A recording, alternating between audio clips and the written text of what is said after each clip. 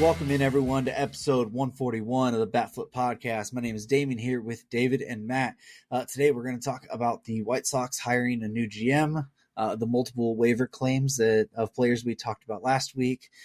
We had a player get arrested this week, a historic season hits a milestone, and some call-ups, some high-profile call-ups, that is. But before we get to that, David, how are you doing this week?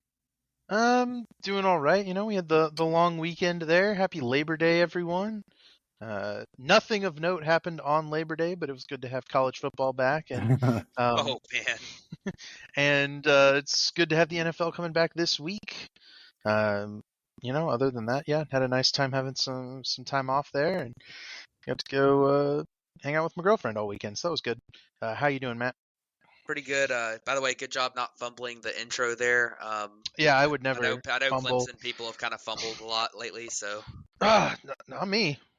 but yeah, I had a good weekend. I went to the Auburn football game on Saturday, which was pretty good, and I watched some baseball over the week, and it kind of sucked for me being on the East Coast or close to the East Coast, and the Braves played on the West Coast last week because they were starting every game at like 9 p.m. and I kept falling asleep during the games and stuff, even though it was kind of a great week for the Braves, and but it was fun, and yeah, I had a good Labor Day, and how are you, Damien? Imagine your college football team getting embarrassed on national TV. Whew. Couldn't be me, right? Yeah, we won't see Oregon happen. Oh, wait. Oh, wait, well, LSU the other one. Yeah. No, it was a good week. College football is back. You know, I think at one point I had 9 different games going on in the house. Like, it was so fun. And a lot of good racing was on this weekend, too. We had Darlington for the Xfinity and Cup cars, and that's always a good race as well. And I'm prepping for vacation, which I can't wait for. Next week, I will be heading to Tennessee for the Bristol races. So I don't know if I'll be on next week on the episode or not. I got to figure that out. But it's been a fun weekend just prepping for that. I'm excited, and college football and NFL starting back. So it was a fun one. But let's go ahead and jump into our talk here, and we'll go ahead and start in Chicago with the Chicago White Sox hiring Chris Getz as their new GM, basically promoting from within. What was his previous title? Was it vice president, if I'm not mistaken? I'm looking it up, but I think you're right. I think he was farm director, wasn't he? Was he? I think so. Trying to see. Who's there? He oversaw the minor league system there, whatever their title for that was. He was promoted as assistant general manager, and he was the new senior vice president and GM. So basically, the White Sox still just promoting from within of their kind of horrendous front office already up to a new GM. Yeah, this was a move that is not surprising because it's the White Sox, but it's kind of stays in line with the problems that they've had. You know, they've had the same GM and kind of GM combo for like 20 years, more than 20 years, in Rick Hahn and Ken Williams. And, you know, they let them go not long ago. And you would think that they would try to get a new voice in here, as the fact that, you know, they just had the same voices for so long, and it's been, you know, it hasn't worked out. I mean, they've been through like 4 rebuilds and none of them have worked.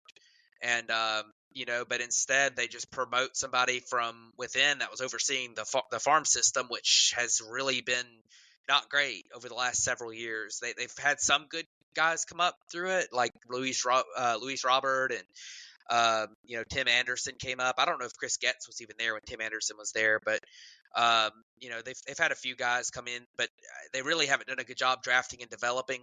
And then you know, and the fact of the matter is that it sounds like this was kind of influenced by Dayton Moore, who has been one of the lower tier GMs for a long time and got fired from the Royals last year. And Tony La Russa, believe it or not, apparently still has ownership's ear there in Chicago with the White Sox. So this is an interesting hire.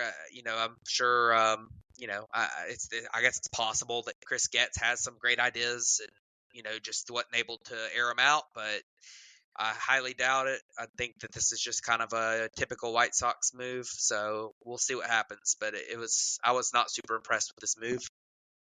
Yeah, so Chris Getz started off as their director of the minor leagues, and director of player development. He then shifted into a role as the assistant GM to Rick Hahn in 2021, which is the role he was holding until now. So, this is a Jerry Reinsdorf move through and through. And if you've ever watched the Chicago Bulls, you might have heard of them. A guy named Michael Jordan. And then you might have also heard of a team called the Chicago Blackhawks. Jerry Reinsdorf owns all three of these teams. He runs them all exactly the same, with a lot of promoting from within. The front office gets a lot of leash, a lot of wiggle room, and then when it all goes bad, he fires them and hires their subordinates, and it's just a vicious cycle of a tank until they acquire some homegrown stars, and then rebuild from there. It would be very frustrating to be a White Sox fan. It's very frustrating as a Blackhawks fan. I'm sure it's frustrating for the Bulls fans as well. Just because Jerry Reinsdorf is this hands-on owner that doesn't ever, make the decisions that make the team better for the long run, and doesn't invest the money into the team, but he goes for these like big brain hires that don't help anything, right? Like Chris Getz wasn't he wasn't getting any in interviews with any other teams. This isn't a guy who was like highly sought after. But of course, it's Jerry Reinsdorf's guy who just gets promoted. And the quote from the White Sox was, "Oh, this is a guy who already knows our organization. We don't have to spend a year learning the organization." And that's exactly the wrong mindset, and the kind of mindset you're going to want if you're going to have a team that continues to be mediocre, continues to underperform to expectations, when just a couple of years ago we were talking about this team as a World Series contender, and now they're selling off at the deadline, and they're firing a lot of people, and it's just a really bad situation where, at the very least, right, if Chris Getz is your favorite candidate, at least have a search.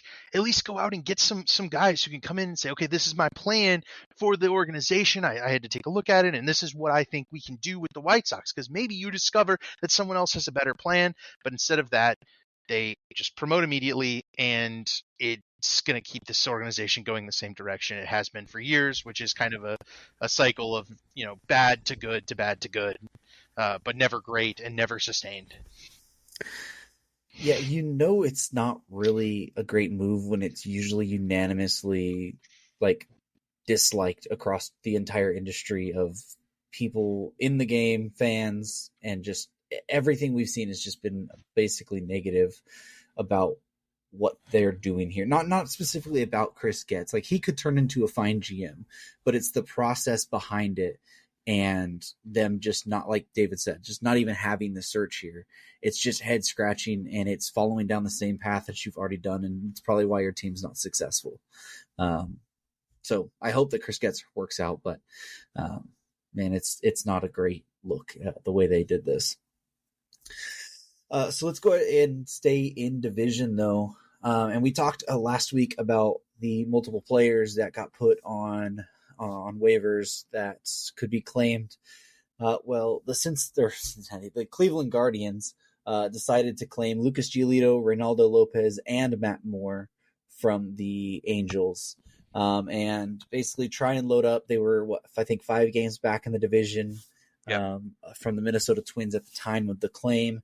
Then they started a big series yesterday, a 3-game series with the Minnesota Twins. Lucas Giolito was on the mound. And Matt, how'd that one go? Didn't go well. Lucas Giolito yesterday gave up 9 runs in that game, and the Twins ended up scoring 20 runs in the game. They won 20-6. So that was a very interesting start there for Lucas Giolito in Cleveland. He's really struggled this year, and kind of because of the name value, people kind of were, still at the deadline thinking that they could kind of fix him. And, this is really kind of on 2 years where he's really struggled, though. And not a good outing there. I mean, this move in general with the Guardians, it's kind of one of those things where your team is not very good. You're well under 500, but you're only 5 games back. You've got a bunch of games against the Twins left, so it's when if you can figure out a way to sweep that series this week, then when they're making at the time of the moves, sweep the next series, you're only 2 games back, and like with a month to play. So I mean that would be a very that's very doable. But when you go in and you get blown out in the first game, and if you lose the other 2, then it's probably over. So definitely Cleveland. I kind of like that they kind of went for it here, but at the same time, they really needed more than Lucas Giolito, who, I mean, he just hasn't been very good this year, and then a couple of relievers, one of which hasn't been great. So, but we'll see what happens with them. Maybe they can win this next 2. I think they're tied right now in game 2 of that series, so maybe they win today and tomorrow and can make it interesting. But yeah, it wasn't I don't think it's moving the needle, but Yeah, so we did a bad job covering this last week because it kind of dropped on us right before the episode hit. There's going to be grievances filed for this by a lot of teams, especially the back half of the league. This is kind of a breach of competition, and this is, it's the Angels giving up on the season, punting, trying to get under the waiver or the luxury tax, which they did not do.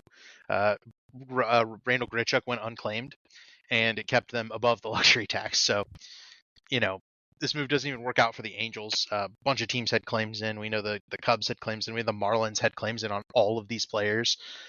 And yeah, it just it's one of those things where this is helpful to the Guardians and the Reds respectively, and no one else. And I think Harrison Bader already scored a game-winning run this week against the Cubs. So this is something you don't want to see. And I think maybe a reinstitution of the August trade, the waiver trade type of thing should kind of come back, because this isn't the spirit of baseball. You can't hit a trade deadline and then go, it's like the equivalent of like a fantasy team manager just dropping all their players at the end of the season because they were losing anyway. I don't like it. I don't think it's good for baseball that teams are willing to do this. And Matt's right. The Guardians get a little better, but obviously it didn't work out already. And the Reds get a little better. They got some help in the outfield where they needed it, but they could have made these trades at the deadline and they didn't. It's a kind of a free mulligan because these were already teams that were bad and had bad records that were able to pick up these claims. yeah. Well, the thing with the Angels guys is, and the Yankees, a guy with Harrison Bader, I don't think they were available at the deadline because some of them got traded to the Angels, and overpaid for by the Angels. So, Yeah. But Matt Moore and Hunter Renfroe weren't available at the deadline, and Lucas Giolito, Ronaldo Lopez was an enormous overpay by Cleveland, and then Harrison Bader is probably wasn't available. The Yankees weren't really selling, so I get it. I don't disagree with you, David, on the just the spirit of that. It kind of sucks. I understand it. It's within the rules. It's the way MLB has it set up. So I don't know how a grievance being filed would really do anything, but they do need to change the rule in some way.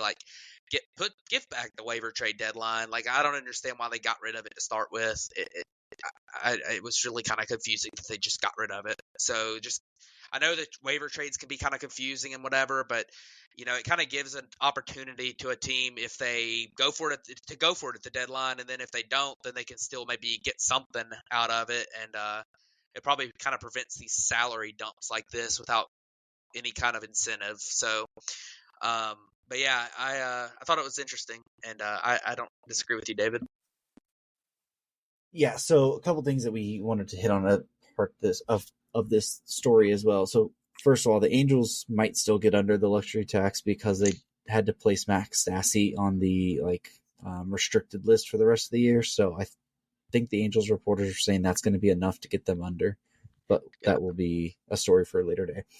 I don't know. Also, there was another player from the Angels claimed on waivers today that was I think major league minimum guy. I don't know if that $100,000 or $200,000 or whatever gets him to the luxury tax. I don't know how much they lacked, but it might there with Stassi's move as well.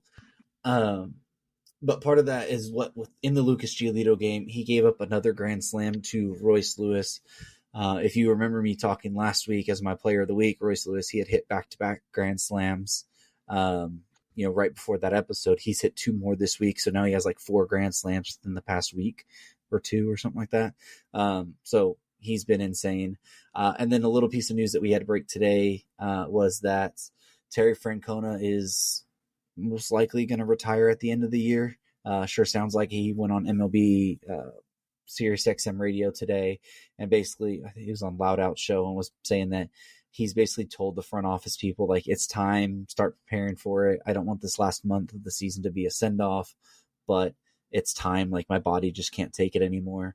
So we're going to lose probably one of the most fun managers in the game, one of the most kind of well-respected managers in the game. Terry Francona is going to have to retire at the end of the season due to some health issues. So,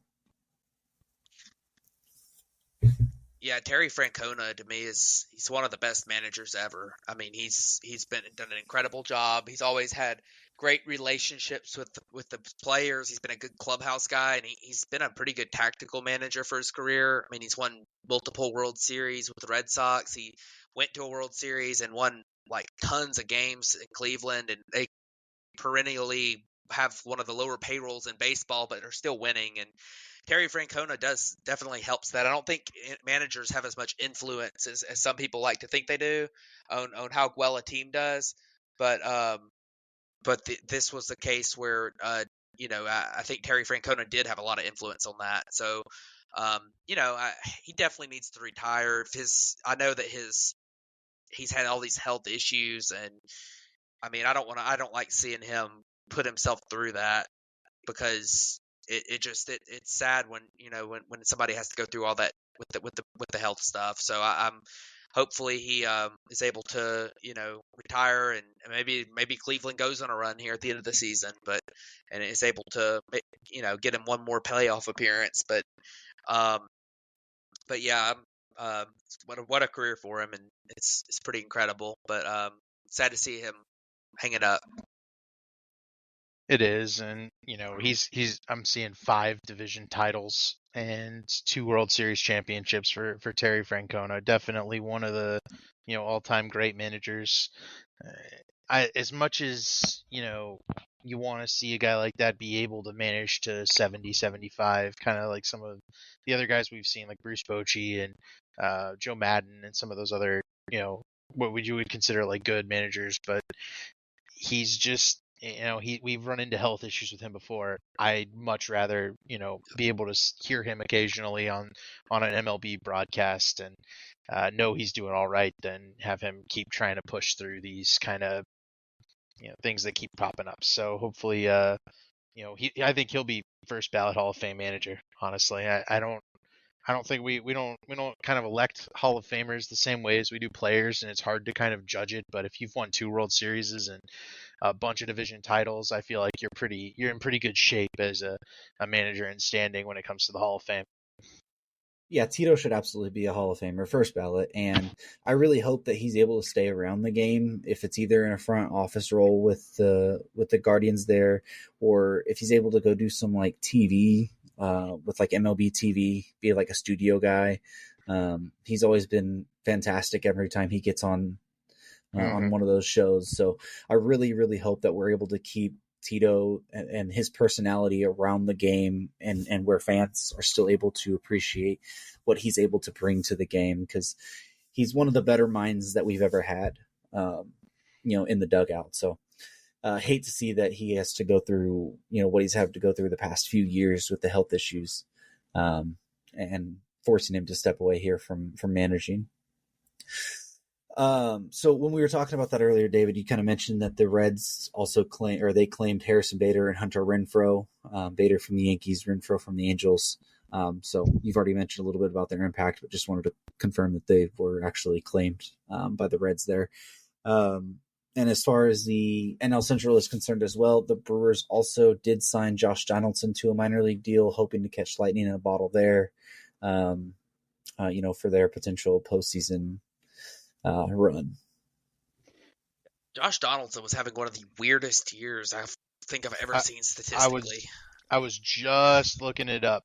He has 15 hits on the year and 10 home runs Yeah, and he had a as of right now. 076 BABIP. He still had a 434 slugging percentage.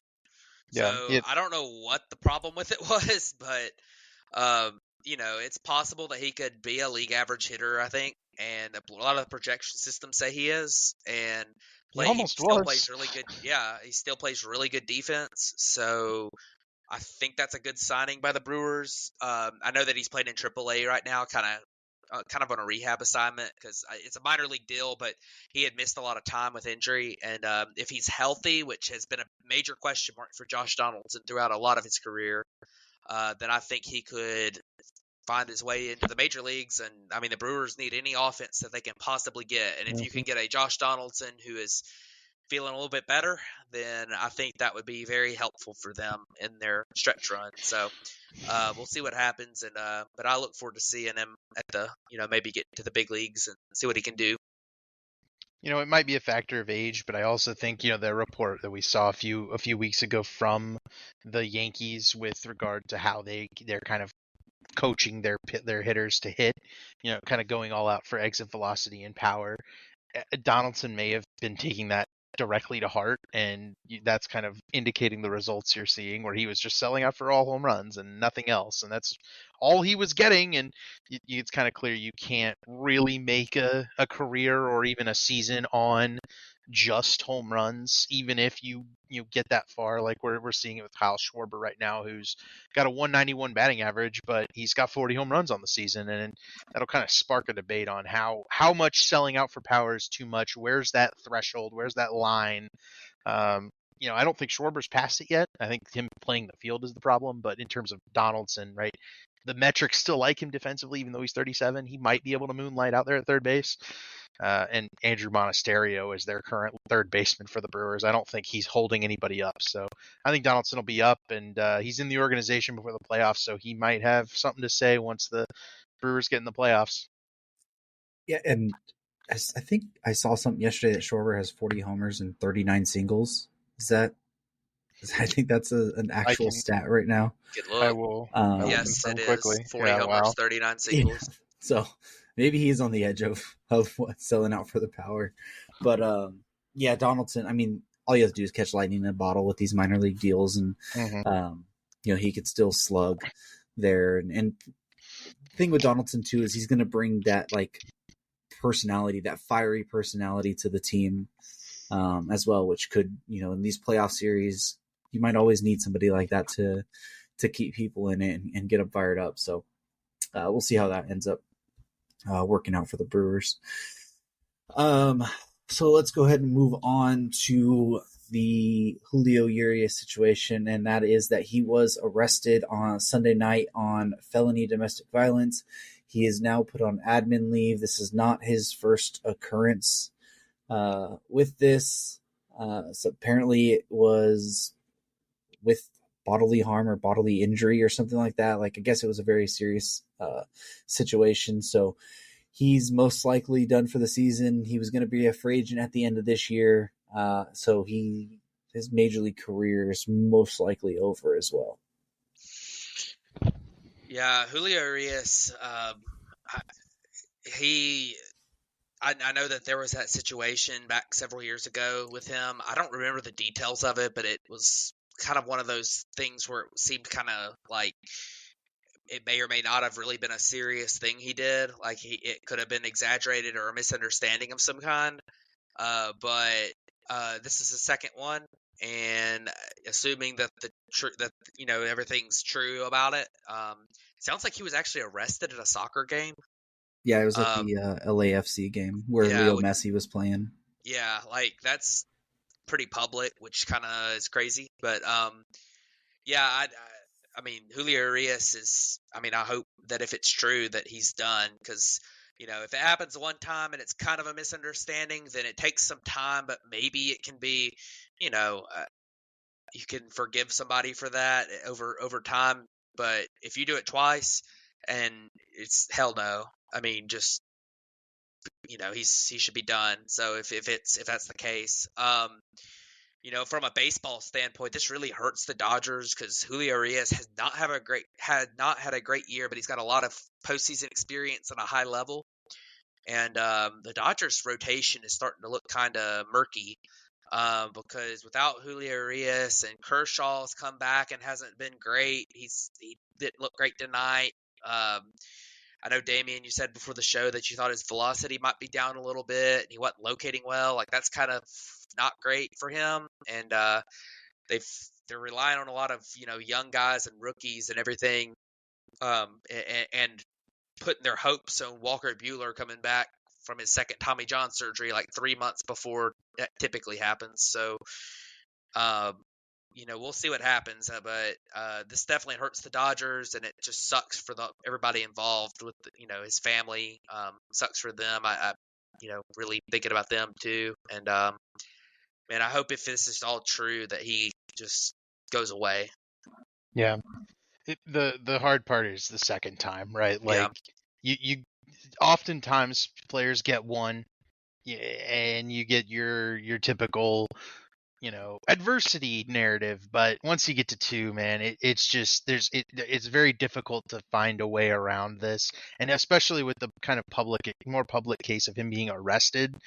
I envision that a guy who is going for above $150 million payday this coming off season is not going to be getting any contracts from Major League Baseball coming forward, and it's disappointing, man. He's a good pitcher with a lot of past success, and you can you pencil him out of the playoffs, you can pencil him out of the free agent pool next year. It's just it's just a bad situation, and he's the one to blame, it looks like, too. So me personally, I wouldn't be going out doing anything that might jeopardize my $200 million payday, but it's a tough situation.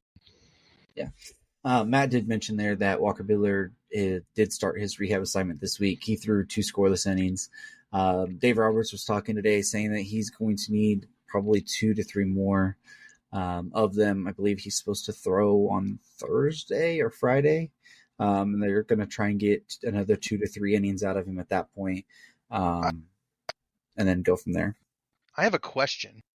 It may be very easily answerable. It may be not. Why wouldn't the Dodgers, who are fairly assured of their situation in the NL West as NL West champions and the number 2 seed, why would they not just bring Walker Buehler up here and pitch him in 1 to 2 inning spurts and stretch him out at the major league level? Like, go ahead and give him the major league, people around him and get him going. You're going to give him rehab starts in AAA at AAA parks with AAA equipment instead of just pulling him up where the games don't really matter anyway. I don't understand that. I just think it's more about you don't tax the bullpen, because the bullpen's already been taxed enough as it is with the young starters that they already have. And now you're losing Julio as well. It's going to be another thing of where the bullpen's going to have to pick up more of the slack. And if you know that Buehler's only going to be able to go 2 innings and then you're having to throw somebody after that, it's probably that situation. I mean, you could probably line it up where it's like Buehler goes for 2 or 3 and then it's Yarborough the rest of the game. But that's what I'd do. But they've been piggybacking Yarborough off of Kershaw or off of Pepio, or off something like that. So I would assume it's just because they have so many young starters right now that they don't want to tax the bullpen more. I can tell you what I think the reasoning behind that and rehab assignments in general is that, if you're watching, if you're a Major League Baseball pitcher and you're pitching in high A or something, you're literally there just to get your work in. You don't care about the result at all. It doesn't matter. That's true. And you're wanting to get your work in and you want to just build up. You don't want to be overdoing it, overthrowing, get that adrenaline really high and everything. And then when you get to the major leagues, if you're going to try really hard at the major league, even if it is games that don't really matter that much in the grand scheme of things, because you're probably going to be the 2 seed no matter what. If you come up to the big leagues, he's going to be throwing as hard as he possibly can, max effort, and not just getting the work in that he needs. Like he's not going to be able to throw 5 sliders in a row to work on the slider a little bit if it's not, if he doesn't have the feel for it yet. Like that's the kind of stuff that I think that would be the reasoning behind that, because I've kind of wondered the same thing with some guys like Kyle Wright and I'll tell you a good example. Mike Soroka coming back this year, like when he's pitching at the major league level, you can tell he's trying really hard. He's pressing and it's not going well. Like tonight, he's given up 5 runs to a crappy team. So, but when he's been in the minor leagues, he's been able to just work on his pitches and the focus is more on him instead of the team winning and the result. That's a good point. That's kind of what I was going for. I think that's a fair point. And we also, I mean, we mentioned it a few weeks ago, but Tony Gonsolin's also down for the season for the Dodgers. Yep. I just figured they could use Buehler as an opener, and then go to one of the young guys, Grove or Pepio, or maybe even not a young guy but Yarborough. And just let Buehler get his first 2 innings, get ready for the playoffs, and be able to stretch him out by the end. But we'll see where he is. I guess it just depends on the player too. And Soroka's been out for a long time too. I think that maybe that's not helping him at all. So. Oh no, I mean Soroka, like that's what I'm saying. I mean, if you got a guy, even if it's just coming off of Tommy John, he's been out a year with Walker Buehler's case. Like it just, to me, like you want them to come back and work themselves into it and just kind of focus on making sure that they're repeating their mechanics and not focusing so much on results when they get up. I think is kind of the big thing. Yeah, that's a good point. So let's go ahead and jump over to talking about Ronald Acuna's season. So this past weekend, he hit the 30 homer, 60 steal mark. Matt, you'll know a lot more about it. Though it's the first time in a very long time, but a very long time ever. Is it ever? Yeah, I know the first 30-60 season ever. No. There were 2 30-50 seasons. I believe it was Eric Davis. Eric Davis was one, and the other one might have been Willie Mays. It was somebody from that era. And then Ronald Acuna Jr. now has 30-60, and he's had a pretty good week hitting home runs. He's kind of got a shot at 40 home runs, so he'd have to be hot for the rest of the season, but he could end up in that 40, maybe even 70 stolen base club. I don't know how much he'll run over the last month because the Braves are up so big. You don't want him getting hurt, but it'll be interesting. But man, he's just been so fun to watch this year, and he hit a ball 121 mile per hour for a home run on Saturday, too, which was the third hardest hit ball. Third hardest hit home run ball in the StatCast era, which is pretty crazy. I mean, he's just been a really, really fun to watch. And, I think that, last week there's been a lot of MVP talk. And I think last week, Mookie Betts might have caught him and might have passed him a little bit. I think Ronald Acuna kind of leveled it off and maybe ticked back in front of the MVP race. The defensive metrics really don't like Ronald, which is hurting him in WAR. But his offensive season is incredible, and the stolen bases and that historic aspect of the 30-60 really is putting him in a good position. So we'll see what happens over the last month, but it's just been a fun to watch season, and it's something that's never happened before, 30-60. It's pretty crazy. I want to mention that Ronald Acuna has also dropped his strikeout rate below 12%. He talked about how he cut it in half down to 12.5%. It's now lower, right? This guy is doing things that I did not expect to ever see from anybody, much less a guy who's the prominent player on a World Series contending team. And the Atlanta Braves are the 1 seed. Ronald Acuna is a big reason as to why he scored 123 runs as we start September, which is the major league lead by 6 over Mookie Betts. So, and you wonder if Mookie Betts and Freddie are also kind of pulling votes from each other, at least, mentally those two are together up top. Acuna's kind of by himself when it comes to wins above replacement. So with regards to fellow Braves, Matt Olson's sitting back at like 4 wins above replacement. So, in terms of MVP, I think I like the historic season. Let's see how high up Acuna can get. I think 40-70 is in play. He's at 63 stolen bases, 32 homers. He just needs to go on a little bit of a tear to get to another milestone. But yeah, I looked it up. Eric Davis had a 37 homer, 50 stolen base season. This would now be a better mark than that. Better than anything Ricky Henderson did in terms of stolen base time, home run numbers together. It's better than anything Barry Bonds did. Just a remarkable and historic season from Ronald Acuna, and it's the type that like what we saw with Aaron Judge. It's the type that that can win you an award, even if maybe you aren't exactly the best player in your league per wins above replacement specifically. So yeah, that's about it. But this is a crazy season from Ronald Acuna, and we'd be remiss if we didn't mention it, a couple more times down the stretch here. Yeah, absolutely. So let's go ahead and jump over to the call-ups that we had this week.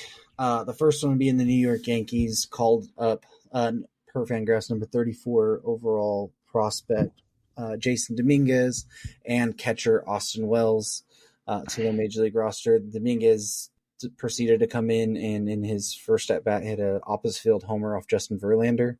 And then I believe on Sunday he had another 3-run go-ahead homer as well. So he's made a big impact, as one of the highly touted prospects. He was the guy who was the number one international free agent a couple years ago.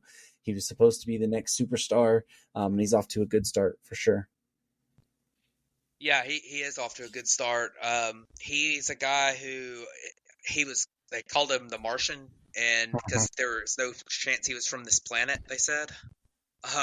So he's been a super, super hyped international guy since he signed, and he's been pretty good in the Yankee system. I think some of the shine wore off of him. I think a lot of the evaluators kind of thought he wasn't quite the same kind of rotational athlete that he might be with the as he is just a power speed, or just having strength and speed, and he was already kind of filled out completely. But he's he's done fairly well in the minor leagues. He's continued to adjust in the minor leagues. It seems like he kind of gets better as the season goes on over his last few years. And this year in Double-A, he was doing pretty well. Had a 117 WRC plus in 109 games. They called him up to Triple-A, and he just went on a tear for his 9 games in Triple-A. And they just went ahead and said, "Well, we'll try the majors," and he's been pretty good in his first week. He had that homer in his first at bat. He's had 2 homers this week, but he's kind of held his own so far. We'll see what happens. I mean, he's only got 15 plate appearances, so but it's been fun to watch him. I know Yankees fans are excited to get to see a couple of their young guys come up, him and then Austin Wells, and then also Everson Pereira, who came up a couple weeks ago, who we talked about before. But Austin Wells also, he probably wasn't quite as highly touted as a prospect, and he's really he wasn't doing super well in the minor leagues. So but they called him up, and I think it's kind of more of a cup of coffee for him. I don't think there's too much chance he stays up right at this point. Like for next year, they'll probably try to find somebody else at catcher, but you never know. But I do think there's a chance Jason Dominguez can stick around. He's only 20 years old too, which is pretty crazy. It's one of the youngest players in the big leagues. So we'll see what happens. But kind of an interesting couple of call-ups for the Yankees, and in a lost season, maybe they can find something to look forward to in the future. Yeah, I mean, these are 2 very different, I think, call-up decisions, right? You've got Austin Wells, who is a very defensive-minded catcher in the minor leagues right now, and his grades for fielding were bad, but I think he's really stepped forward the last couple of seasons in terms of evaluators, and I think he's more of a defensive guy at this point. Not sure how well that bat translates, and if it can even be a league average bat with Yankee Stadium on top of him handling a Yankees pitching staff. I think he's got that kind of makeup that teams are going to want to see in a catcher. You also got Dominguez, who's this big hulking guy who hits the ball really hard, but the big question is, can he make contact? And I like Jason Dominguez a lot. I think he's the type of guy who can be that difference maker, the big power hitting, Luis Robert almost to an extent, but maybe with a little less defense, where even regardless of plate approach, he just hits for so much power that it doesn't matter what he does at the plate. That's kind of the type of guy I expect Jason Dominguez to be. Yeah, but we're 3 games into his career. He's already hit 2 home runs. That's impressive. But we go back to this Yankees development staff. Can they get more than just a guy who hits ball hard out of Jason Dominguez? And that's a big question, right? They got it out of Aaron Judge.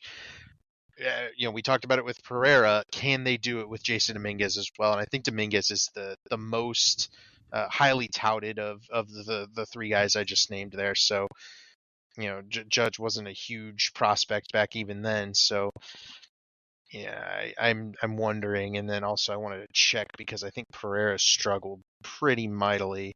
Yeah, that Yeah, doesn't surprise me. 42% strikeout rate since he came up, 51 plate appearances. Yeah, I think that's a Yankees trait. It's not a bug. It's what they expect is these guys to have big strikeout numbers, but they're going for that physicality, and it works for some guys like Aaron Judge, who is able to parlay a 30% strikeout rate into an MVP season. But I don't know if anyone else is going to be able to do that.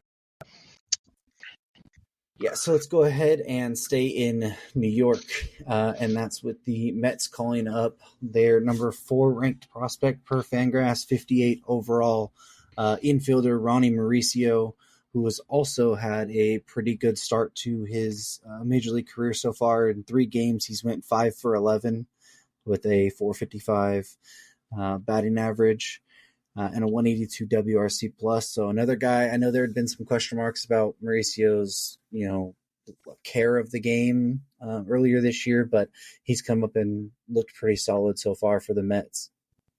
Yeah, Ronnie Mauricio is kind of a positionless guy who has hit the ball extremely hard in AAA. He's been a little inconsistent, and he's got a 107 WRC plus in AAA on the season. Mets fans have been calling for him to be in the big leagues all year, but he's got major approach concerns, and the positionlessness of him is something that there's been some concern about. And we'll see what happens with him. He's one of those guys that it's almost like a little bit like Javi Baez-esque with the walk rate, like, and the strikeout rate. Like, the strikeout rates in AAA weren't all that bad, but like he's projected to have I've never seen Zips project a guy to have less than 4% walk rate, and that's what they project Ronnie Mauricio to have. So we'll see if he's able to be successful at that, with that profile, but he's going to really have to hit for a lot of power unless he learns how to take some pitches and walk. He's going to have to hit like 40 home runs a year for it to work. And I don't know. I think there's probably going to be too much swing and miss for that. He chases a ton. But like I say, he hits the ball extremely hard. He's very athletic. He had 24 stolen bases and 23 homers in AAA. So this is a guy who's probably one of those like upside is through the roof guys that, we'll see if he's able to put it all together. Yeah, the big question really the fit is good for New York, right? Yeah. The New York Mets lineup is a lineup that has lacked the pop besides Pete Alonso, that, he provides, right? The athleticism, the big pop. This is like a counterpoint to Jeff McNeil. Yes, right. Jeff McNeil, good utility fielder, doesn't really have a position, but he's very much a put the bat on the ball kind of guy. Ronnie Mauricio is a positionless fielder. He could probably play all over. He could probably play, second base, third base, moonlight at shortstop, and play both corner outfield spots to some extent. But he is gonna hit the ball a million miles an hour and all the time, and not be taking any pitches. So good counter, and I think he'll fit in the Mets lineup nicely in a couple years. It will be, to be seen whether this is a quick flame out type of player or whether it's a sustainable player that can earn a starting role, especially defensively. If he can carve out that the defensive home, which I think he's got the athleticism to do, especially at second base or third base. then I think you can kind of take the bad with the good in terms of the approach. I think he'll get to league average or better overall, and he'll be kind of like a Joey Gallo. We mentioned Kyle Schwarber. These guys, a lot of the story in baseball right now is these these prospects with so many big loud tools that are selling out for power. Who is the one that hits? We'll have to see, and we're going to talk about another one right now. Yeah, so we'll go ahead and jump to that one, and that's with the Chicago Cubs calling up Alexander Canario. He hasn't yet played in the major leagues, but David, tell us why this is a good feel-good story. It is a really good story, and it is because last year Alexander Canario led minor leagues in home runs. He wasn't really getting the prospect hype. He was kind of cracking into the back end of prospect lists, but he shot from high A to triple A last year with 37 home runs, which led the minor leagues across all three. That said, this is a guy who strikes out a lot. He's got a really, really high bat speed swing that is really, really fun to watch. And it's the kind of swing where you see a video of him hitting a ball and you listen to the sound and you go, holy crap, this guy is going to be really special. But then you look at his strikeout rate and it's like, oh, he's going to strike out every time, isn't he? In last year in winter ball in, I think, the Dominican Republic, I might be wrong about that, he broke his ankle and tore a tendon in his shoulder, had to have 2 surgeries, and was out of the game until July when he started making rehab starts. He's gotten 161 plate appearances back in AAA, and he hit 8 home runs, and I think 7 of them are in like the last 2 weeks where he looks just like himself. So, the Cubs have called him up. Once September hit, he hasn't played, and everyone's kind of like, why haven't the Cubs played him yet? It'd be nice to see what he's got, but I think the Cubs are kind of matchup protecting him. He's very much a raw player where he's only got a few hundred AAA plate appearances. He's only got, like 250 AAA plate appearances. This is a guy who needs time, and I think they're just getting his service clock started as kind of a thank you for working hard, getting yourself back, and looking like the player you were before. They might give him a few plate appearances here and there, but I think anything that happens here in September is the Cubs saying this is a guy we feel is a major league caliber player. Teams with tradable assets, you might want to look at this guy. So we'll see what happens, but I would wager he plays more major league innings with another team than the Cubs, given the Cubs' strength in outfield and the fact that Canario is maybe major league ready, but definitely not getting any opportunities right now. Yeah, he was part of the Chris Bryant trade, right? Yes, he was. Yeah, so he's kind of part of that return, and I mean, I kind of agree with David to a certain extent. I think he's obviously knows more about the prospect than I do. I don't know if I love him getting called up to the big leagues because he's only played 46 games this year, or he's played 53 games total this year in the minor leagues. Like this, sometimes you can call up one of those prospects and sit him on the bench and just give him a cup of coffee in September if they've played the whole minor league season. But I feel like Alexander Canario is a guy who really needs at bats still. Yeah. And that I know that he was killing it in AAA, and I don't know if the Cubs felt like they could help it, that it would help them at the big league level right now, but obviously they don't really seem to be using him. So I don't think it does anybody any good except for his paycheck, which I'm sure is nice for him. But to just be sitting on the big league bench, like I think that sometimes he needs to keep getting at bats and keep developing, because he was good in AAA, but he had a 110 WRC plus and he had that hot stretch, but there's still work to be done. He struck out 30% of the time in the minors this year, so roughly. So it's like there's still things to work on, and but he needs, if you're gonna calling him up's not the worst idea, but you need to play him. I mean, he needs to play some, maybe 4 or 5 times a week. Maybe you don't need to play him every single day, but and platooning him out, I don't really like either. I mean, if it's because he needs to get at bats against or he needs to get at bats against lefties and righties. I mean, he needs to get both. So I want to note that Canario is not the same type of prospect as Dominguez and Pereira and some of those, and Mauricio. He walks a ton. He's got a Oh really good yeah. plate approach. It's just very much one of them Joey Gallo plate approaches with a ton of walks, ton of strikeouts, ton of homers. So So before we jump to players of the week, it's a rare occurrence that we usually have this, but we kind of have a developing story in the middle of the show right now. It is the third inning in Texas right now. Houston has 9 runs, and Jose Altuve has already hit 3 homers. Good grief. And it's only it's at the bottom of the third. They've scored 3 runs in the first, the second, and the third. Houston has. So we're on legit 4-homer watch. We've talked about Altuve last week, got super hot hitting for the cycle, and today he's hit for 3 homers in 3 innings so far. 2 of them coming off of Nate Eovaldi, who was making his return from the IL, and then 1 off of Dane Dunning. So if he hits the 4th one, we'll be sure to follow up with that next week. But what's more surprising, him hitting 3 homers or the fact that Martin Maldonado hit 1? Maldonado. Yeah, probably Maldonado with how hot Altuve's been. But yeah, so that's a developing story. We'll update that if he hits the 4th one next week. But I thought it was a pretty fun thing to jump in there with. So let's go ahead and jump to players of the week now. So David, who do you got for your player this week? Yeah, I mentioned it last week because the last Tuesday would have been his first start of the last week, and it was Justin Steele. He got hit on the leg in the second inning and was looking a little shaky before that.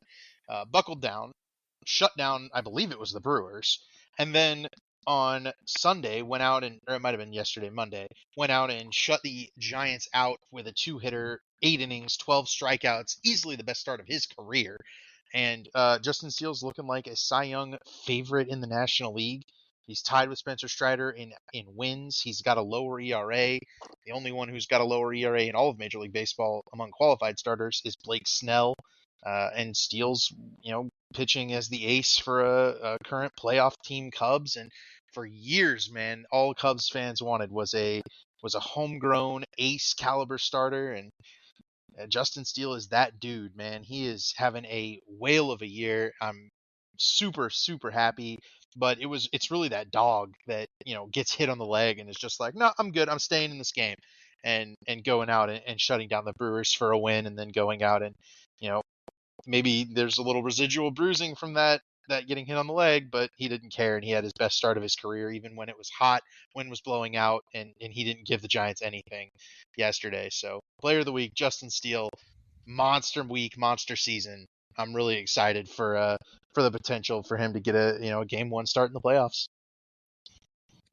Yeah, it'll be interesting to see how he closes out the season and what it looks like in the playoffs. But the guy I picked is a guy who from the Rangers who they traded for before last year. He was kind of expected to be one of those additions to come in and really hit well, and it's kind of been a struggle for him. He's dealt with some injuries, and it hadn't worked out for him there. But over the past week, he's been really good. That's Mitch Garver. Mitch Garver over the past week has hit 389 with a 542 on base and a 1.056 slugging with 4 homers in the last week, 7 RBIs, 6 runs scored. That's in 6 games, and a 306 WRC plus, which was second to Jordan Walker in all of baseball over the past week. And he's been pretty good for the last week on the season. I think it's he's hit really, really, really well, but it's only been in 64 games. So, he's a guy he's a catcher, and they've had Jonah Heim's been banged up a bit, and it's been it's been good to see Mitch Garver have a good season after what happened last year. Yeah, Mitch Garver, he's somebody who had that big breakout season and then has just battled the injuries ever since. And you just wanted to see him finally get healthy and get that chance again. And he's kind of showed that this year a little bit, and showed that he could still be an impactful hitter. They've done a job at platooning with Heim and Sam Huff and that, but Garver can still be a masher, so hopefully he's able to continue that. So the guy that I went with this week, I think I picked him a couple weeks ago, if I'm not mistaken, but he just had such a good week again, and that's Trey Turner. He hit 5 homers this week, 13 RBIs, 2 stolen bases, a 379 average, led the Led the league in WAR with .8 this last week, 268 WRC plus. And he's really been kind of having this level of production for the last month. Last month he's had 361 average, a 1156 OPS, 11 homers, 4 steals, 28 RBIs at that point. He's now raised his season line to 262, 761 average and OPS, 22 homers, 25 steals. Already more homers than he hit last year in LA, only 2 steals behind that. So he's kind of really turning into the Trey Turner we know and love. Maybe if you're not an NL East fan, so maybe Matt hates him. But so the week he's had, it's been fun to see Trey Turner playing like his old self again, and really has been for kind of the past month. Yeah, you're right. I despise Trey Turner. He is a notorious Braves killer and he's always been a fantastic player against everybody, but like especially against the Braves, it's pretty remarkable. Except for the 2021 postseason, remarkably. I don't remember what happened there.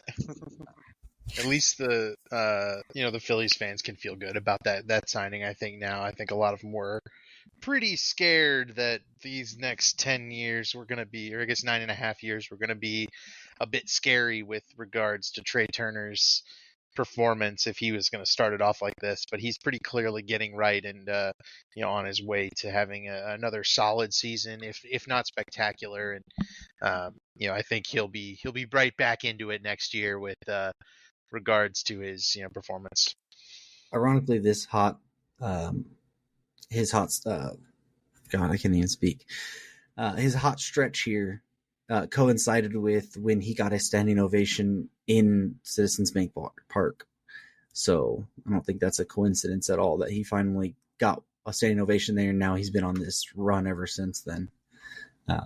So maybe just feel the acceptance of the Philly fans. But I think that's going to wrap it up for the show, unless you guys got anything else you want to hit on or close up on real quick. Not too much. It's September, and just quickly looking at the standings, the races are still pretty good. The AL West race is still crazy with the Mariners, Astros, and Rangers all within one game.